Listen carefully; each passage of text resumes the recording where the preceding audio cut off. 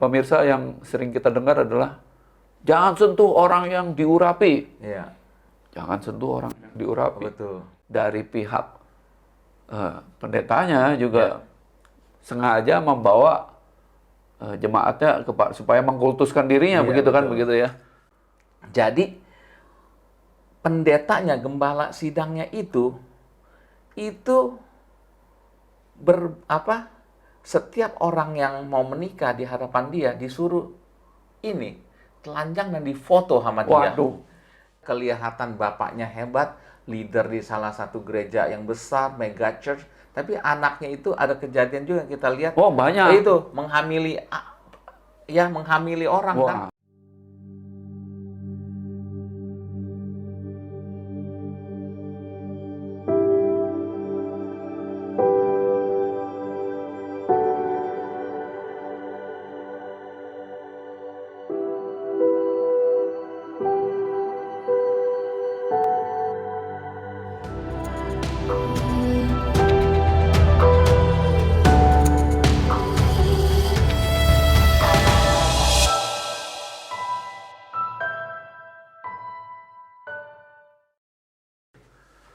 Shalom pemirsa, kita jumpa lagi dengan channel Karismatik Reform. Yes. Nah, ini Bro Utomo baru balik dari Bandung. Gimana perjalanan?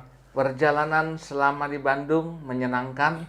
Jadi selama di sana, puji Tuhan bisa mempertemukan beberapa hamba Tuhan dari berbagai denominasi dan juga ada yang datang dari Semarang yang kebetulan juga saat itu ada di Bandung ya. Jadi Ya. kita di sana kita bercerita merencanakan sesuatu sinergi bagaimana kita bisa melayani Tuhan bersama-sama dari antar denominasi. Oh begitu, bagus, bagus. Iya.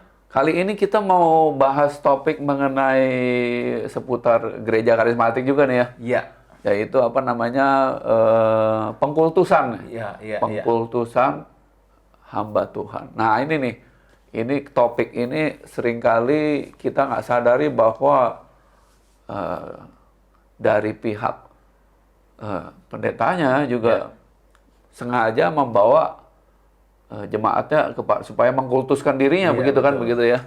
Nah itu menurut Utomo gimana? Ya, menurut saya kadang ada ekses yang berlebihan di mana kalau kita lihat ya, kita mendengar dan juga menyaksikan itu seringkali di gereja-gereja yang dengan latar belakang karismatik itu, pemimpin itu kalau sudah dikultuskan itu boleh dibilang Berlebihan gitu ya? ya, terus tidak bisa salah gitu. Iya. Dan biarpun dia berbuat salah, berbuat yang menyimpang dari jalur firman Tuhan, Tidak mau dikritik. dia jadi tidak mau dikritik dan juga jemaat mungkin juga takut untuk mengkritiknya.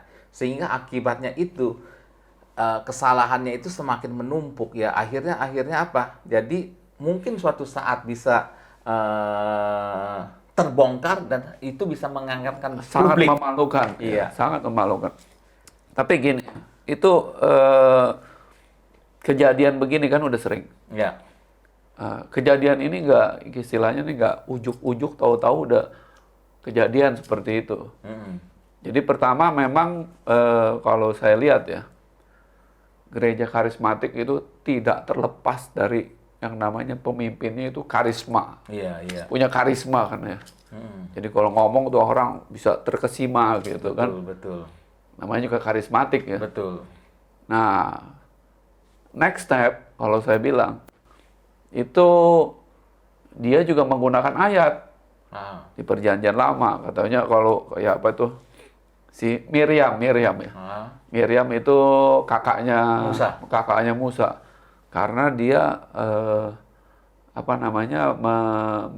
mempertanyakan otoritas kakaknya itu si Musa. Akhirnya dia kena kusta. Nah, itu ayat itu tuh dipakai tuh supaya untuk nakut-nakutin jemaat. Nah, itu menurut Anda tuh gimana tuh? Kan sering tuh. Ya, itu menurut saya penafsiran yang keliru ya. Artinya gini, mungkin di kejadian Musa itu ada maksud tertentu gitu ya, yang kita tidak bisa samakan dengan kejadian yang di masa kini ya. Dimana kalau kita melihat pemimpin kita, leader kita yang kita katakan berkarisma itu, dan kita tidak takut menegurnya akan berakibat seperti kejadian Miriam itu, menurut saya keliru ya. Di zaman keterbukaan saat ini, kita perlu ya, artinya leader itu perlu belajar juga. Leader itu tidak selamanya itu dia benar terus, nggak mesti dia itu semua apa yang dikatakan semuanya itu benar gitu. Iya, ya. benar. Pasti kalau ada suatu saat mungkin ada melenceng, ada keteledoran, ada kecerobohan, itu kesalahan, dan menurut saya kesalahan itu Manusiawi, perlu, iya. manusiawi banget, dan itu perlu dikritik gitu ya. Iya. Nah, barusan di dalam perjalanan selama dari Bandung itu saya cukup mengagetkan juga nih, dalam cerita-cerita di mobil itu, ternyata saya mendengar kabar katanya di Jawa Tengah kejadiannya itu kira-kira hampir 10 tahun yang lalu. Iya. Salah satu dari, saya tidak sebut kotanya ya, di Jawa Tengah. Jadi pendetanya, gembala sidangnya itu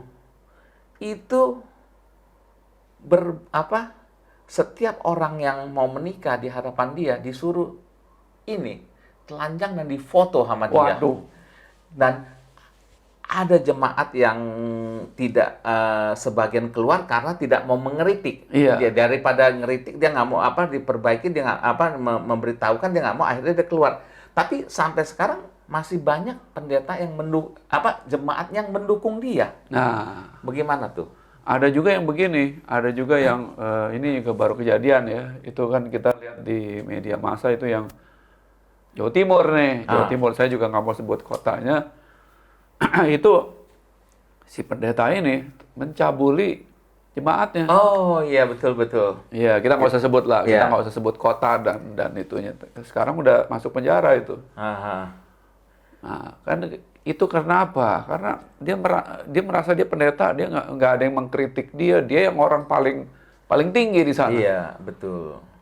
Padahal ya manusia kan tidak lepas dari kelemahan. Betul. Setiap kita manusia pasti ada kelemahan. Iya.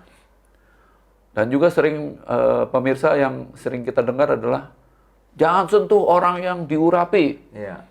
Jangan sentuh orang yang diurapi. Betul.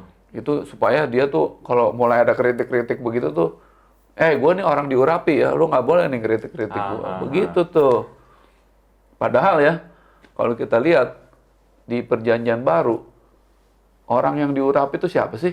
Nggak ada kan? Nggak ada. Ya, Kalau Perjanjian Lama iya. ada, betul. Nabi diurapi, Iya. raja diurapi, Betul, ya betul. kan? Imam diurapi. Iya, betul. Sekarang kan kalau di Perjanjian Baru kita lihat yang di Petrus itu kan dibilang kamu adalah imamat yang rajani, Iya. katanya. Siapa yang diurapi? Ya kita yang diurapi. Betul. Termasuk jemaatnya juga. Iya, Ya. kita yang diurapi, bukannya Hanya leader doang. leader atau elit. Nah, itu salah besar itu. Iya. Kita harus koreksi itu yang kayak begitu tuh. Betul. Sudah saatnya pemimpin daripada satu gereja ataupun organisasi karismatik bisa menerima bahwa dia bukan segala-galanya, dia tidak ada tidak pernah bisa buat salah, dia selalu benar ya. Itu Iya, harus betul. ada. Betul. Makanya ada baiknya juga sih, ada gereja yang menerapkan kepemimpinan plural ya. Ya kan? Kayak Betul. seperti Abalov gitu ya. Atau gereja Protestan itu kan ada Sidang majelis ya. ada sidang majelis. Jadi kalau pendetanya macam-macam dikritik begitu. Betul. Ini kalau yang sendirian udah jadi orang nomor 1, wah parah itu. Betul. Boleh sih dia sebagai leader yang utama, tapi tetap di lingkaran Ada yang memperhatikan Iya, gitu loh. dan dia harus bisa menerima. Iya.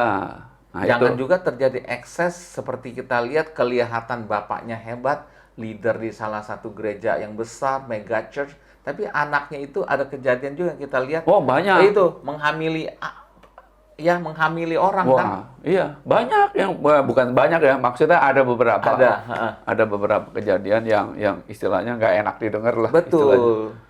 Nah, itu jelas tidak menjadi kesaksian dan jadi batu sandungan ya. Betul, iya, nggak jadi kesaksian tuh. Jadi batu Iya, sandungan. jadi orang tuanya hebat, pemimpin gereja yang besar, mega church, tapi anaknya itu melakukan hal yang tidak senonoh. Tidak senonoh, ada yang kena apa namanya Narkoba. narkoba, kena polisi, apa segala macam gitu ya. Iya, dan masih saja jemaat yang mega church itu mendewa-dewakan. Nah, Ya, kalau itu. kita tanda petik gitu ya. Nah itu Sudah saatnya nggak boleh begitu, saudara ya.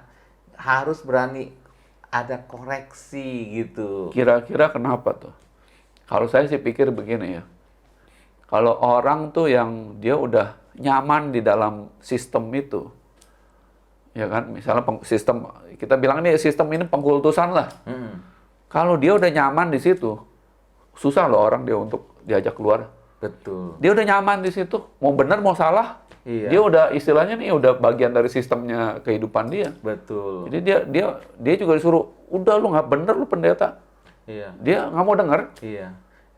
Itu dia tutup mata Dia aja. tutup mata udah karena dia Pokoknya nyaman. Nyaman, ya Kak. Jadi Begitu. apapun yang terjadi, udahlah, yang penting taunya saya datang seminggu sekali, datang beribadah cukup. Iya, kasih persembahan, kasih perpuluhan, selesai. Selesai. Iya. Itu Terus yang minta diberkati gitu. Iya. Nah, selesai. Itu namanya cara beragama yang keliru. betul. Perlu diperbaiki. Perlu diperbaiki begitu ya. Iya. Jadi oke, Siap. untuk kali ini saya rasa cukup. Sampai jumpa di lain episode. Tuhan Yesus memberkati. Berkati.